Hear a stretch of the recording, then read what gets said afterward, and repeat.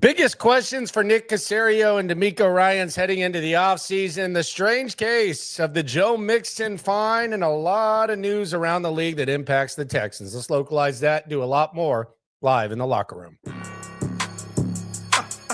Yeah. It's the locker room on YouTube. You know what it is. Let's get it. Hey, locker room. Yeah, we in the locker room. Texas talk, yeah, you know what we about to do. Localize, every angle's what we really do. We the source, we the pulse of the city too. Landlocked, got the game in the headlock. Localize every time, can't stop, won't stop. Yeah, we top two and we not too. Plugged in daily digital on YouTube. It is the locker room, number one source for Texans digital content. I'm Landry Locker. You can see me here throughout the week. Also, on SNL, subscribe to that channel. Follow mine and Cody Stoots' work. We'll be live at the NFL Combine. Interesting thing going on with Joe Mixon. We'll get into that in a second. I know some people are still kind of shell-shocked from the way the season ended, like to step away for a bit after the end of the season, which I understand. But we're here every day talking Texans, no matter what. Myself, Cody, multiple times per day. So we got you covered. Appreciate you for coming through. As Gage says, swarm that like button if you do not mind. Let's get into, I have questions about the Texans and decisions that are going to have to be made. I have 4 decisions that Nick Caserio and DeMeco Ryans are going to make. And I do wonder what their relationship is going to be like this year compared to previous. First one, I think it was kind of, hey, you know, DeMeco's the leader. Nick Caserio finds a way to work around and work with DeMeco Ryans. Last year, a little bit more aggressive. You kind of feel like you had the foundational pieces and you were aggressively trying to fill a roster. And then this year, you feel good, but you have question marks. And I just wonder if the dynamic remains the same, if it changes. Who knows? But they're going to have a lot of important decisions to make. And I start with number 1. And this is the one that's going on right now. The handling of the offensive staff. A lot of people want Bobby Slowick gone. A lot of people are happy that they're going to fire the offensive line coach. Chris Strausser, the offensive line coach. They're going to fire him. There's no way that they watched the way that offense functioned, the way that it performed in clutch situations, and feel okay with whatever the hell that was. Now, maybe they think it has more to do with players than it does X's and O's. It's more about the Joes than the X's and O's. I personally think it's both. But they're going to have to work and figure that out. I will not be shocked if they just fire the offensive line coach and they run it back with Bobby Slowick, although there's news that the Jags want to talk to Bobby Slowick now. So we'll see what the hell that looks like. That's decision 1. Decision 2 is a Derrick Stingley extension, and this one seems relatively easy, although I do wonder something that we'll talk about in a sec, but I caught up with Derrick Stingley in the locker room during exit interviews, asked him about the contract situation in his season, and I think this all kind of connects when it comes to the dialogue about this extension. But here was Derrick Stingley. You're eligible for the extension now. Is this where you want to be long term? Yeah, I want to be here forever. Is that something you want to get done in the offseason? I mean, I'm gonna let whoever handle that. I'm gonna just be here working out, just taking care of me. How do you elevate individually your game from what we saw this year? I mean, there's always room to grow. That's with anything in life. Like, if you think you're good at something, you can figure out what you can be better at. Like, everything, really. So, was the health? Was there anything you did to put more into that, or is that sometimes just kind of a luck thing, playing the full season? You said luck? Is there something that you did to get your body more prepared, or is it sometimes just like bad luck when the injuries have happened in the previous seasons? When it comes to injuries, that can just happen. Like, it's football, so like you can get hurt. But pretty much I've been here every off season, working out with Mike and the whole strength staff every day. been working with my pops. Like, I ain't really. I've done what I've always done. Like, it's not like I just did some magic trick and made it here. So yeah. And I think that's interesting. And I wonder if that comes into the talk of a Derrick Stingley extension.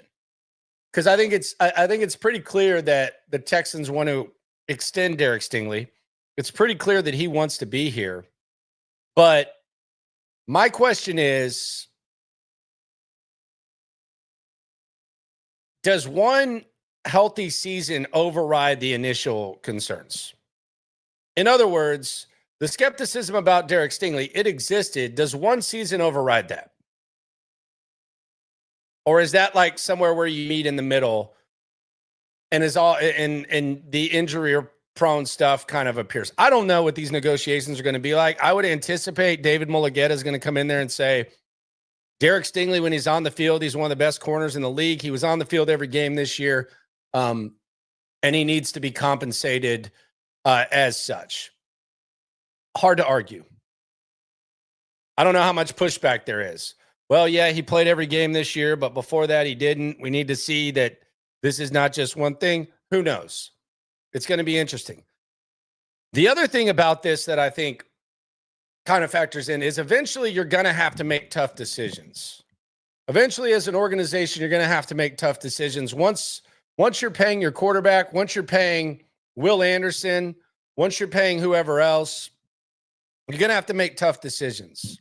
Is there any chance that the Texans look at this and say, and we could get good compensation for Derrick Stingley, Kamari Lassiter can eventually be cornerback one? That's not going to happen. But eventually they're going to have to make decisions like that, and you're going to have to let really good players go. That's not going to happen with Derrick Stingley, but eventually they're going to have to make tough decisions. I think this extension gets done this offseason.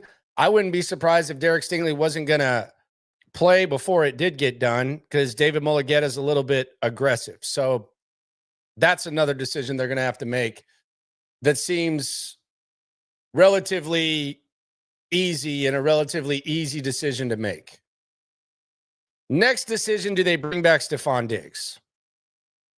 I would not do that.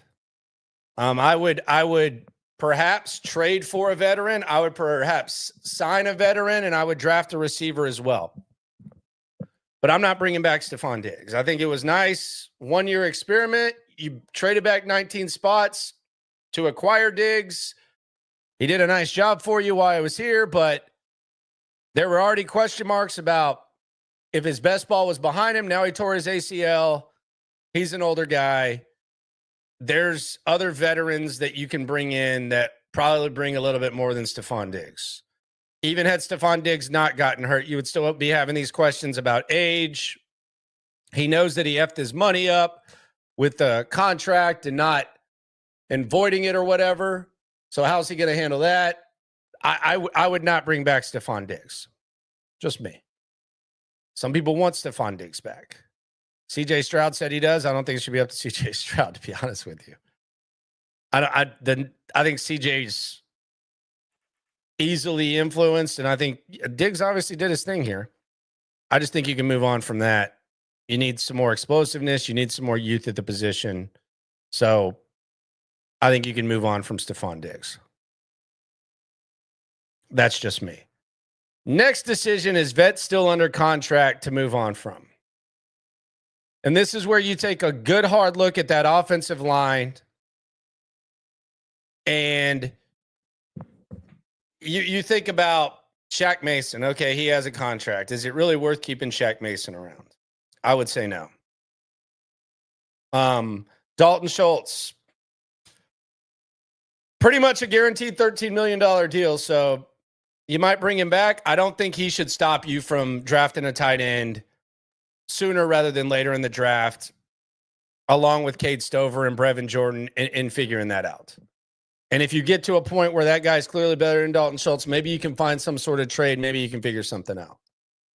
But what you put on the field last year from the guy wearing number 86, you can't win games like that. Whatever that was, you can't win games. He makes the offensive line worse. He adds no explosiveness in the pass game. Sometimes you make a bad purchase. You just got to charge it to the game. You just got to move on. I think Cade Stover comes back in good shape and he becomes a better player. So we'll see what that looks like. But I just don't know how on earth you bring back Dalton Schultz and what he gave you last year. I just don't see how that happens. It makes no sense. So you got to find some upgrades there. Even if you're going to keep them, you got to find upgrades to where their roles are not what they were last year. If you want to keep Shaq Mason, make him a backup guard. Chances are you'll have to put his ass on the field. I'd rather just get someone off the street. Dalton Schultz can still be somewhat valuable. If you get another tight end in the draft, if you kick the tires on someone in free agency, if you bring back Brevin Jordan and Cade Stover, cool. But you can't have Dalton Schultz out there doing the same stuff that he did this year. Can't happen. Titus Howard, it's going to be a high-price guard. He's not a tackle. Blake Fisher's a tackle. Laramie Tunsil's the tackle. Laramie Tunsil and Blake Fisher are your tackles. Titus Howard's going to be a guard. If someone wants to trade for Titus Howard, send a limousine. Figure that out. But he's gonna be a guard. Those are the toughest decisions that Caserio and company are gonna have to make. On the super chat, MH We Eat Nation, shout out to you, my friend, swarming to the super chat. You ain't never hate. Swarm. If Stingley has 6 more interceptions next year, he's tied for the most career picks in Texans history. I mean, he's eventually going to be that guy. He's the best cornerback the Texans have ever had. I don't even know who's in the discussion. I know Aaron Glenn was good. Congratulations to Aaron Glenn on getting his head coaching job. Jonathan Joseph, long time. He was never as good as Derrick Stingley is. He's the best corner in Texans history. There's no doubt about that. Primetime asks, what's the reason, as in why to not bring in Diggs? He's old. He's not explosive. There's kind of a shelf life, I think, with Stefan Diggs. For me, there's kind of a little bit of a shelf life. He's probably going to want a little bit more money than a player of his caliber should demand. And I just think you can do better than Stefan Diggs. Get younger, get guys who can do more things. We don't even know what Stefan Diggs is going to look like. That's really the reason. I mean, they basically got him on a 1-year deal this year. They restructured the contract, whatever. Okay. He's not getting that deal back. He's not getting $17 million guaranteed or whatever the hell he said goodbye to. You think he's just going to piss away that money and then come back and be happy? Probably not. So yeah, I'm good on Stefan Diggs. That's my reason with Diggs. I don't even know what Robert Woods has to do with the conversation. Robert Woods is old and he's not under contract. So no Robert Woods. No, thank you. We're good on that. We actually had a conversation, myself and Stutes. There's talk that Tyler Lockett could get cut. If Tyler Lockett gets cut, that is like an upgrade from Robert Woods. He's a little bit older, but Tyler Lockett's a better player than Robert Woods at this point. There's no more Robert Woods, no more Stefan Diggs. Figure that out. Go sign some guys, go draft some guys. That's it. And then there's some trade targets that they can figure out. But those are the biggest offseason decisions for Nick Caserio and DeMeco Ryans. News around the NFL. There is some news around the league that kind of impacts the Texans. Apparently, Gerber Johnson, this was kind of a poorly kept secret last year. That, Aaron Glenn, if he got a head coaching gig, would like to have Gerber Johnson as his OC. Good for him. Good for him. If Gerber Johnson gets that gig, salute to him. That's the next step in his career. Salute to Gerard Johnson. Like Gerard Johnson. Know him a little bit. Bright future.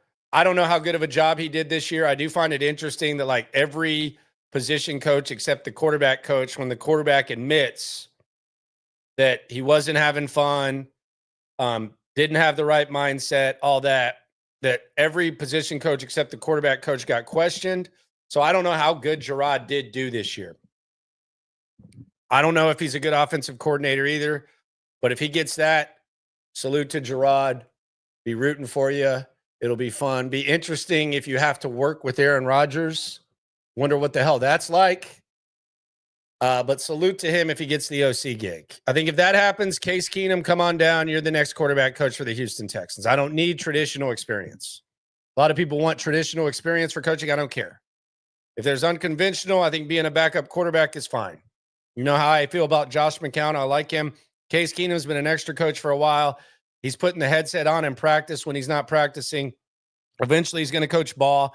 He knows this system probably better than anyone walking the face of the earth. So if Gerard Johnson leaves, my vote would be Case Keenum. You think you can play? Okay, go try to play somewhere if you want. Or you can be the quarterback coach and you can start your head coaching or your coaching career somewhere that you know how to figure it out. Mr. Heisenberg says, we tried the unconventional route with Slowick. Look how that turned out. What does that mean? So if you do the traditional, do you just punt on that? That's weird. Like there was nothing unconventional about Bobby Slowick. Bobby Slowick was coaching for a long time. He took the exact same route as LaFleur did with the Jets. He really took kind of a similar route to what McDaniel took, although McDaniel was with Shanahan a while. But that's a weird mentality. Look, we took the unconventional. There wasn't anything conventional. That was as conventional as it got with Slowick. So I don't know what that means. I don't have like a set way. But I don't think that Bobby Slowick's path towards being an offensive coordinator is why Bobby Slowick sucked. So I don't just completely wipe that away and eliminate that. That doesn't really make sense to me with the unconventional thing. That doesn't register with me. Maybe I'm just not getting it. The Jags, they finally fired the Polaroid holder. Trent Baalke is gone. The GM for the Jags is gone. I thought he was going to be gone a few years ago.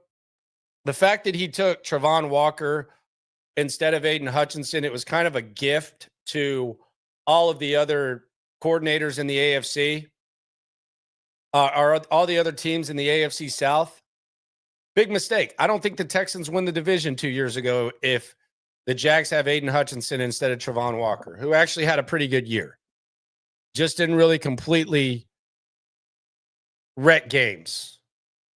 But I thought it was weird that they kept him in the first place. I think it looks goofy as hell that now in the middle of a coaching search, they fire him and they're trying to figure something out. I think that's beyond bizarre. What are your thoughts on the idea of Chip Kelly? Is he going to leave Ohio State?